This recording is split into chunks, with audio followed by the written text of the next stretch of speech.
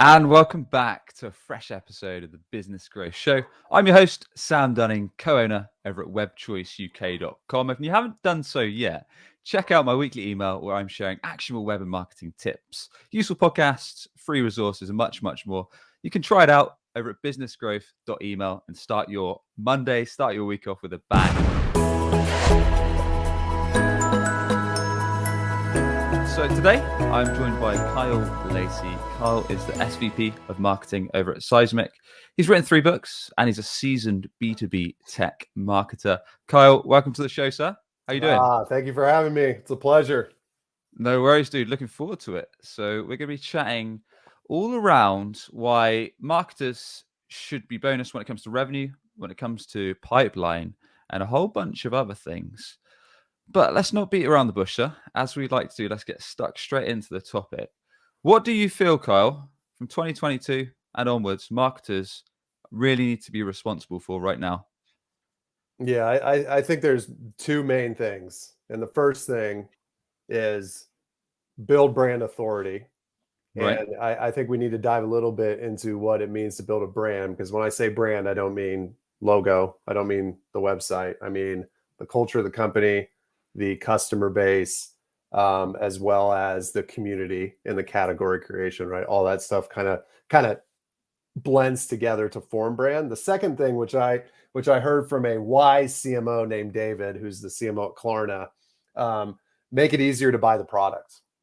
That's Okay. it. Like the 2 things for marketing: build a brand that's worth something, which includes culture, which includes internal teams and your customer base. And the second one is what we're going to talk about, which is just make it easier to buy the product and drive revenue.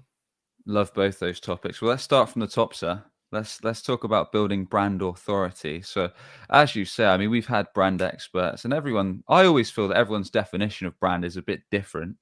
So, I'd be curious to know what your idea of brand authority means first and foremost. I mean, it's perception, right?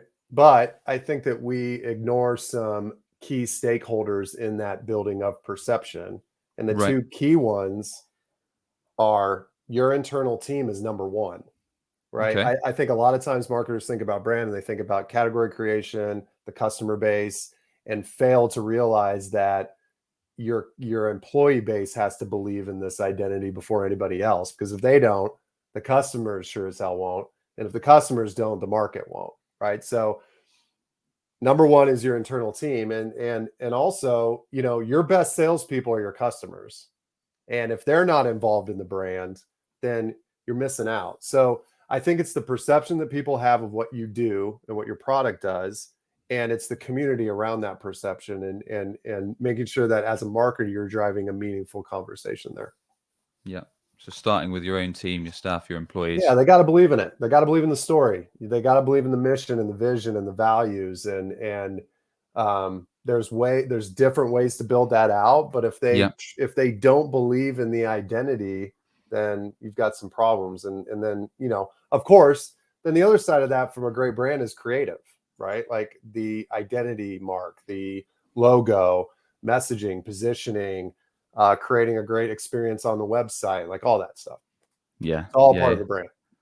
Are there any, it's not something we've talked about that much actually, are there any good examples or any good ways that you've done with teams that you've worked with, Carl, in terms of really getting internal employees, staff on board when it comes to the brand itself? Yeah, I can give you 2 examples that I've experienced. One was at ExactTarget, but this was back in 2012. Email marketing platform. We IPO'd. We were bought by Salesforce, but a lot of it was because of what was called an orange culture. Of course, Right. the logo was orange. It was built. The key there, though, was it was built in the onboarding experience. Like you spent a week with new employees, and it was an orange onboarding experience. And because of that, you had a cohort of people that understood what it meant to join the company at a specific time. And you also understood what the values were for the company because they were built directly into the onboarding. The second example is Lessonly, which I was at before Seismic, where our CEO wrote a book called Do Better Work. The mission statement for Lessonly was, we help people do better work so they can live better lives. He wrote a book about Do Better Work, and we handed that book to everyone, new employees.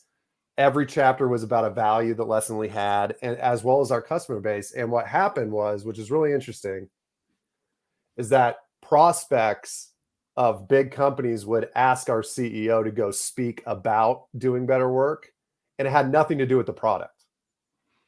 But the conversation, it's not like we didn't talk about the product after that, right? So those are the two examples where most of it, you either create content around who you are, or you build it in the onboarding process for new employees. Gotcha. So in terms of building up brand authority, in terms of kind of taking products, services to market, you mentioned things like category creation and all that good stuff. So perhaps we can get into some actual examples of either what you're doing as part of your teams or what you feel actually works right now when it comes to ramping up brand. Yeah, well, I mean, I have a love-hate relationship with category creation, because I think too many people start category creation too early. You got to have product market fit, number one. You got to be generating revenue, number two, and you've got to have customers that really care about what you do. A lot of times businesses try to create a category too early because they want to form something and they have a FOMO of something, who knows, and it just doesn't work. I mean, great examples are Gainsight with customer success. I'd also throw Seismic, where I'm at now, where we pretty much created the sales enablement category a decade ago, and we have built that up steadily. And the key is, but at Lessonly, we failed miserably multiple times to create a category, because we lived in so many different parts of the org of our customer base. It was really hard for us to like hone down on a specific category that we needed to talk about. Like learning automation didn't work, like training and coaching software didn't work. We finally landed on sales readiness, and then we were acquired by Seismic. But you do not have to create a category to have a brand. I want to make that very, very clear. I think it's not an easy thing, right? Is it? No, it's not quick either. It's impossible. It's almost impossible to do. Like the people that you can call out, like ExactTarget with email marketing, Marketo with marketing automation, Gainsight with customer success, Seismic with enablement. It took a long time. And your customer base, just like the brand side of it and categories part of it, they have to believe in it. And, Anthony Kanata from Gainsight would say that you started seeing job titles change. When job titles change, where people become customer success, where you build customer success teams, when we see enablement as a job title go up, like that's when you've truly created a community around a category. But most of the time people can't do it, and maybe you shouldn't. You can still win if you don't create a category. Sure. And I agree with a lot of that. And I guess it also depends on the size of your organization, the budget you've got to ramp behind it, and all these other factors in terms of what you can actually put into it from physical resources. Because if you haven't got all those behind you, it's going to be a heck of an uphill struggle. So I like to do something a little bit different, Kyle. So perhaps we could walk through almost like, let's say, for example's sake, we're a B2B tech, maybe a B2B SaaS company. We're fairly new. We're going to market, and we want to ramp up our brand authority game. We want to start to become known to our ideal clients for what we do. Is there like a step-by-step of the first few things that we should lay out? I think it's a lot of it's around content creation. I think that you telling your customer's story is probably the most important part. If you have product market fit, if you have a repeatable customer, getting them on video, getting them to tell their story, getting them to share their own stories about how they use the product, I think is the first step. Is that like testimonial and review videos and that kind of stuff? Yeah. It could be anything. It could be just what are their challenges? And it doesn't necessarily have to do with the product that you're selling. It's like, what are you dealing with on a daily basis that your peer group could help with or whatever? Like it's creating content. I think that it also has to do with building. I'm a huge proponent of just building search authority through organic and content production has to happen. But I think it's telling the customer story that's the most important. And then the third thing is just being very, very mindful of the digital experience. Like what is the journey that the prospect is having with your brand, with the website? Because if you have a great piece of content out there and they watch it and they're like, wow, this is amazing, love it, and they go to a free trial and the free trial errors out, or they go try to talk to a sales rep and the sales rep doesn't follow up for 2 days or whatever, you have a break in the experience. And I say that, I can say that because I've dealt with all of that before, and we've screwed up before, and we've had times where an inbound SDR hasn't reached out to somebody in like 5 days, right? And those experiences hurt the perception of what you do, and you've got to be almost OCD about it. So that's kind of those are the three. Those are like content, and then like digital experience. Like it. So just to drill down a bit more into each one. So customer story, are we talking about actually understanding, I guess, customer research to a certain extent, whereby typical problems that people face when they use our product, why they come to a vendor like ours, those kind of things, or is it something a bit different? I don't even think it has to be that. I think you can ask that, but we're doing this is a great example. Sure. The amount of work and time and energy for you to set up the show, to do all the scheduling, to do the editing, it's a lot of work. But the technology to put another individual on a screen to interview them, whether you're using StreamYard or you're using Zoom or whoever, Zencastr, whatever you want to use, is really easy. And I don't think that we take advantage of it as marketers as much as we should. And I'm saying that to myself as well as everybody else. Like, pick 3 customers and go put them on Zoom and record it and see what you get. And it doesn't have to be talking about the product. I would actually caution that they don't have to talk about the product, because who wants to listen to them talking about the usage of the product? What people want to listen to is what pains they have. And whether your product probably solves it, great, but you also don't need to do a video that's just a product pitch. Like, everybody does a product pitch. It's not differentiated. Like, you're always going to be in feature wars. I do not care who you are. You cannot tell me that you have a different feature than your competitive set, because guess what? They're going to build it in a week anyway, right? So telling their story about their challenges on a day-to-day basis, talking through like how they deal with the challenges with their team or managing their payroll or whatever, that's good content. And I think that helps kind of build authority for you as a company, because people will come to you to hear that stuff. And it's just so, like, the barrier to entry on this stuff is not high. You and I both know this, right? So it's really up to the marketer to kind of lead that. Got it. Okay. Yeah. So understanding pains, challenges, how they get the job done. I guess how the product helps. They're humans. They're not like hey, you're not a talking billboard for my brand. You're a human being that has a job, and I'm trying to relieve some of the pain as a business. Got it. And then are we leveraging that content? Yes. Yeah, absolutely. Whether that is streaming it like you're doing, or whether it is uploading it to the website, whether you have an email newsletter that you're doing or whatever, I think you leverage it as much as possible. But you got to walk into those conversations with them knowing that that's the agreement. You can turn it into a podcast. You can turn it into a blog post. I think the most important part is that you have the conversation. That's the first step.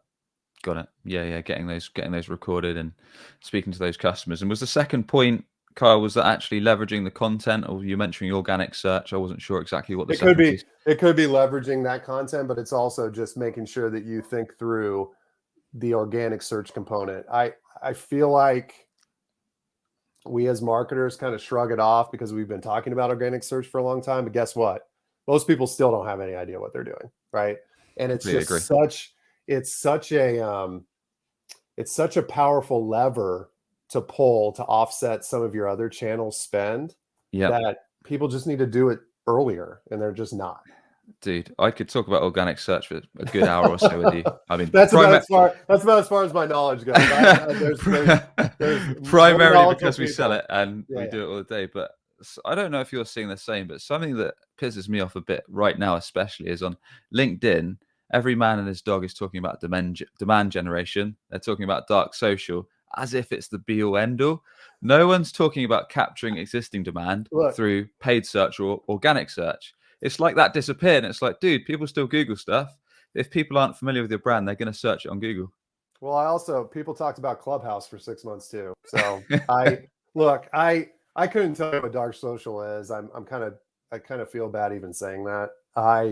There's people smarter than me that are trying to figure it out. But honestly, for me, it is what channels are the most efficient to drive revenue. Mm-hmm. And you know what? You can test some. but it's a very clear goal in my opinion. And organic is it's going to continue. It will continue to be a driver. It will. I mean, the death of organic search is not going to happen anytime soon. We had people saying that email marketing was going to die in 2010, and we were all like, "What are you?" And now now everybody has a newsletter. Like it's 12 years later. Yeah. It's not gonna die. How much of a percentage of marketing efforts do you think should be placed on organic search as opposed to other channels? Like, do you have like a split, Kyle, that you say, like, if you're going to market, you should do X percentage this, X percentage that? Depends on where you're at. I mean, let's maybe say a startup level. Startup level, I think it should be. Are you talking budget, resources? What's the? Yeah, I mean, it's a bit of a vague question. I appreciate that, but let's say you're a startup. Maybe you had, I don't know, quite a slim. Maybe you had 10 grand a month that you could spend on marketing. Half. I think 50%, you reckon? Yeah, I think your first hire should to potentially be a content marketer. I just saw at Lessonly, and we were very lucky that a man named Mitch Causey was the first marketing person there, and he built the organic search 10 years ago.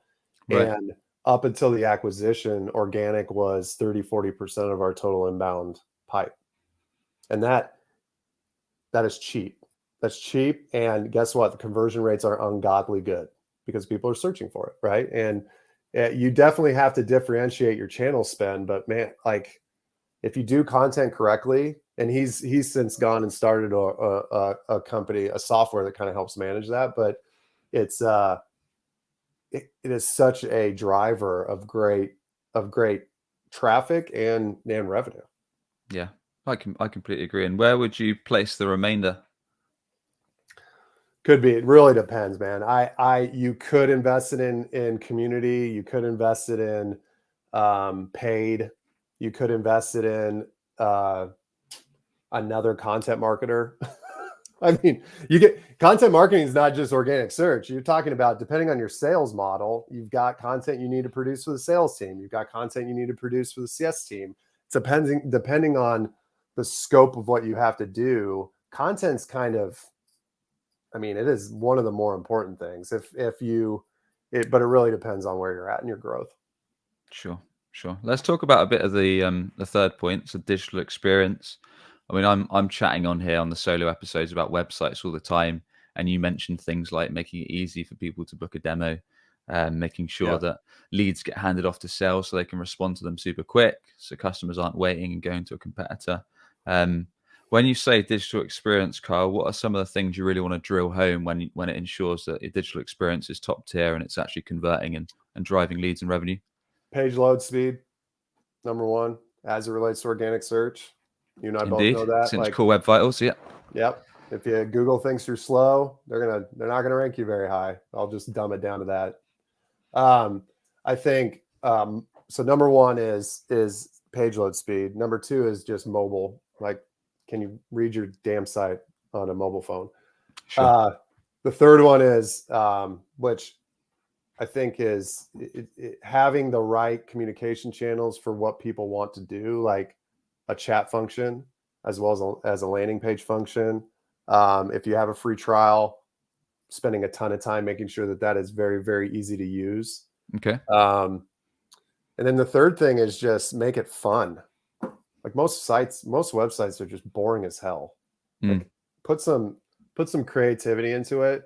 That's why content's so important. Like having copy that is enjoyable to read, and that's why I always prefer to look at like more of the B2C or D2C type companies where they've spent time fully understanding like how to make the experience enjoyable. And most B2B marketers, it's just hard. It's hard to do because most products are complex, and it's just really hard to kind of have that discussion. Yeah. I think I agree with that. I mean, I think B2B companies could learn a lot from B2C, namely because a lot of B2B, especially in the tech world, companies are firstly scared to show pricing. So they think, oh no, if we show our pricing, we're going to get tons less leads. Yep. Good. The leads will be more qualified if they know what your starting rates are. Yeah.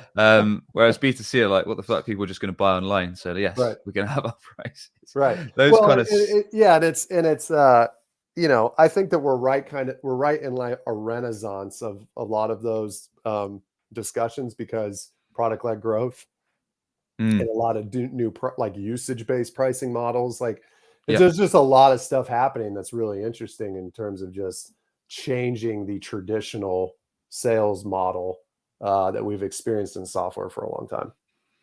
What are your thoughts? So you raised something interesting that I talk about a lot, is making it easy for buyers on your website to get in touch on their channel of choice. So you mentioned like having chatbots, book a demo, etc. Yeah. A lot of people I hear, and a lot of sites do it, just stick people straight to Calendar, whether that's Calendly, Chili Piper, or something like that, if you want to request a demo. Mm-hmm. Do you think that is the way forward, or do you think you should give people choice, or where do Give you people stand? a choice. Give people a choice. I mean, at Lessonly, we had we are just now looking at it for Seismic, but at Lessonly we had like book account, but click to book a meeting with an AE. But it depends. If you have 5 account executives, then yeah, do a calendar, like allow people to book meetings on your AE's calendar. If you have Yeah. 500 reps, it's a little bit different in terms of just scale. That doesn't mean you shouldn't do it. It just means you need to be very mindful of the fact that you have 500 people that all have calendars. Half of them, it's really dependent on. But I think you should give somebody the ability to get in touch with you in the way they want and make that experience enjoyable as much as you can. Yeah, I like that. Is there any big no-nos that you've seen? Anywhere areas that companies seriously fall short of time and again when you go on their sites? You don't have to name names, but I just want to hear any pet peeves. So one of the biggest ones, in my opinion, this is all the SMB owners out there, small business owners out there. Your phone number should be clickable on your site. Okay, so I see that way too often, where it's just the phone number and you got to figure out how to copy and paste it using your thumb on your iPhone, right? It just click to call. Yeah. The second one is making sure that the demo page or experience is okay on mobile. And it's very hard to do depending on what the scale you're at, but just simplify what you're asking for. My favorite example, which is, I don't know what they're doing on the back end, is Gong, where you just put in your email. Oh, Like nice. that's it. You just put in your email, and I'm sure they have some scientists doing lead scoring on the back end for all this stuff, where you're not inundating an inbound Yeah. team with just a bunch of MQLs. But I trying to simplify that as much as possible, but doing it in a way that's meaningful, so you're not screwing your sales team over either. Interesting. Is Gongs like you just put your email, book a time on the calendar, and then they just do the rest? Is it that No, kind of I thing? don't know.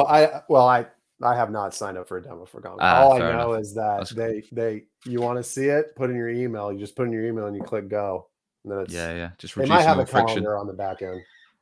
Yeah. Just taking that friction away as Yeah. much as possible, I guess, and relieving Yep. stress for visitors. Interesting.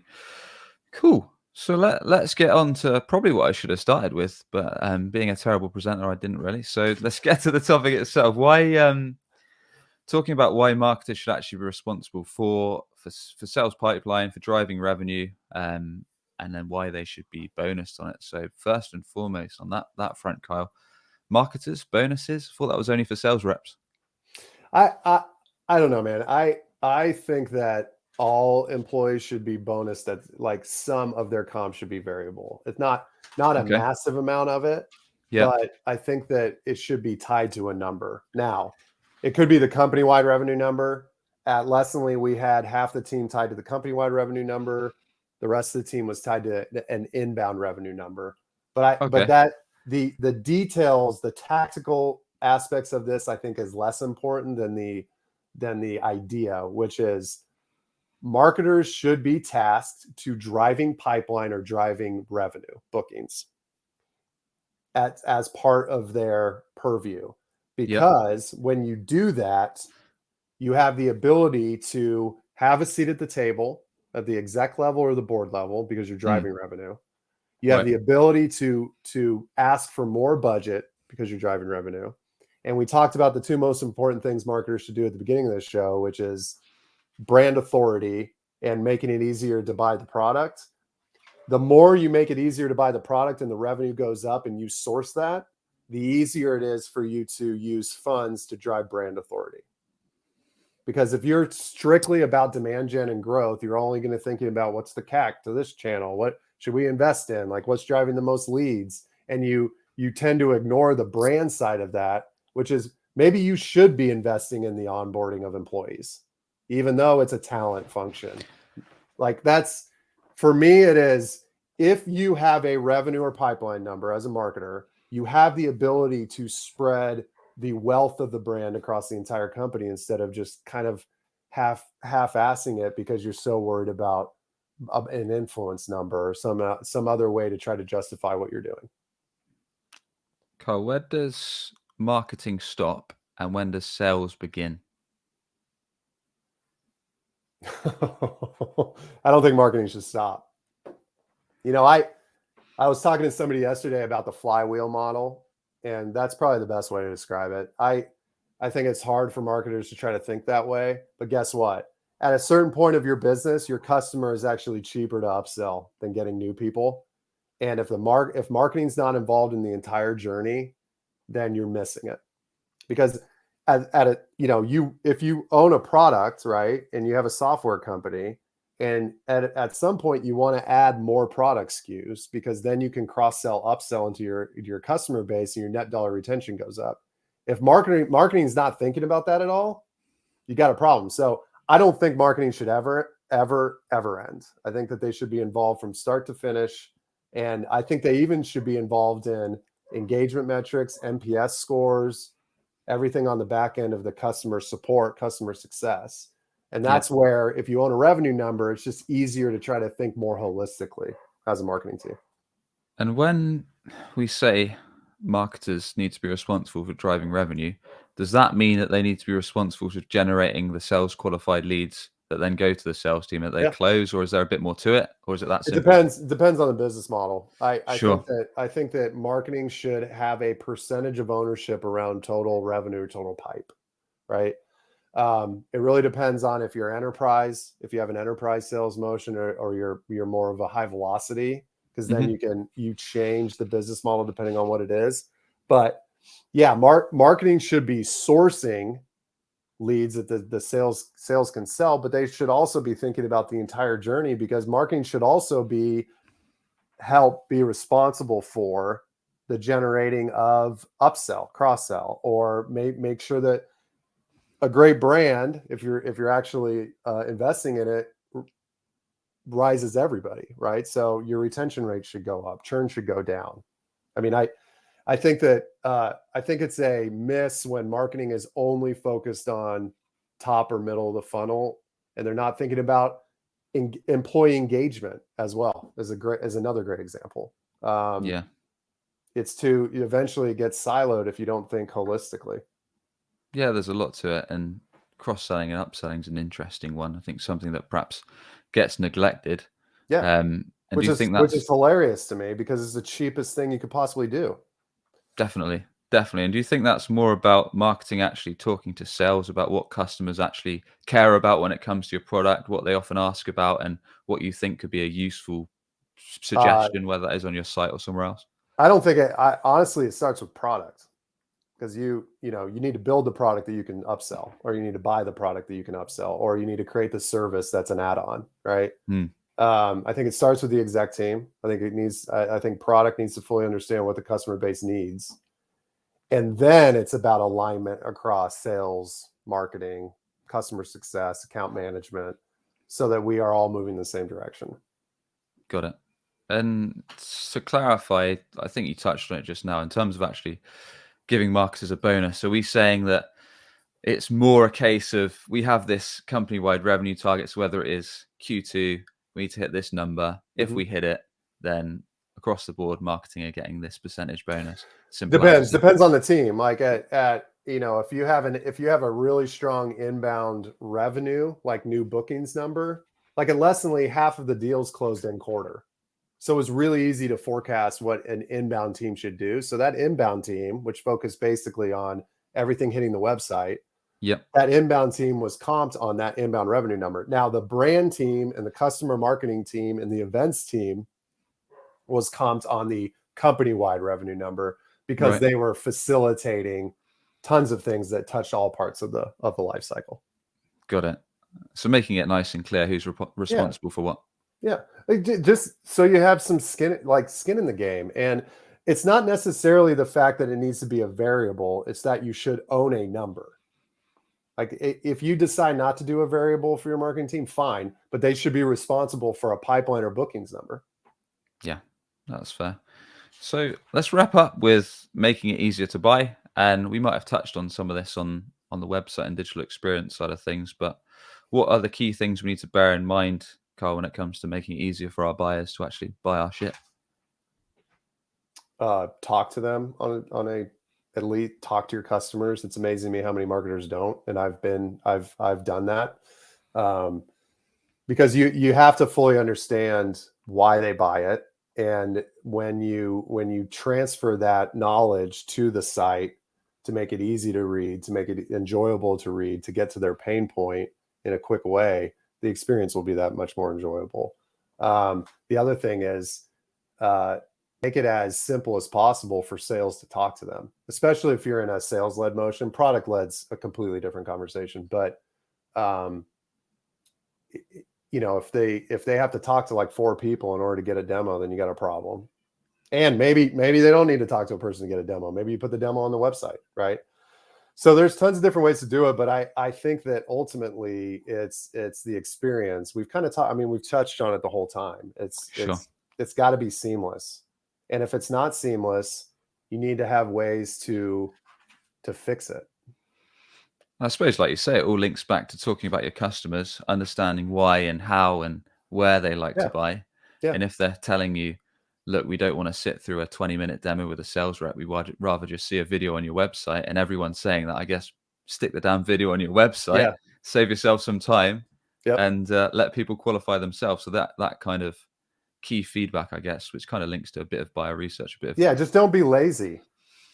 Yeah, it's just the technology that we have as marketers, as business owners, it makes it too easy to do this. So the fact that you have not put a video on your website, then I would argue that you gotta think through why not, because it's just, if you're paying I could talk about this all day long, but if you're paying some agency, $10,000 a month to update your website because you haven't moved over to like WordPress, then you got a bigger problem, right?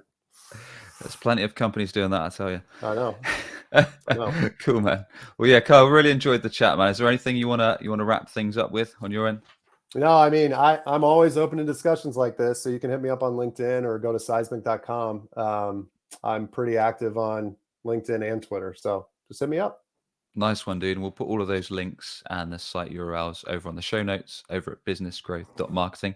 And with that, I want to thank you very much for coming on the show. Really appreciate it and enjoyed the chat. Thank you. Thanks for having me. No worries, dude. And as always, if you enjoyed today's episode, a quick rating or review on your podcast channel or subscribe is much appreciated. And we'll catch you on the next one for more No BS actionable web and marketing tips. Cheers for tuning in.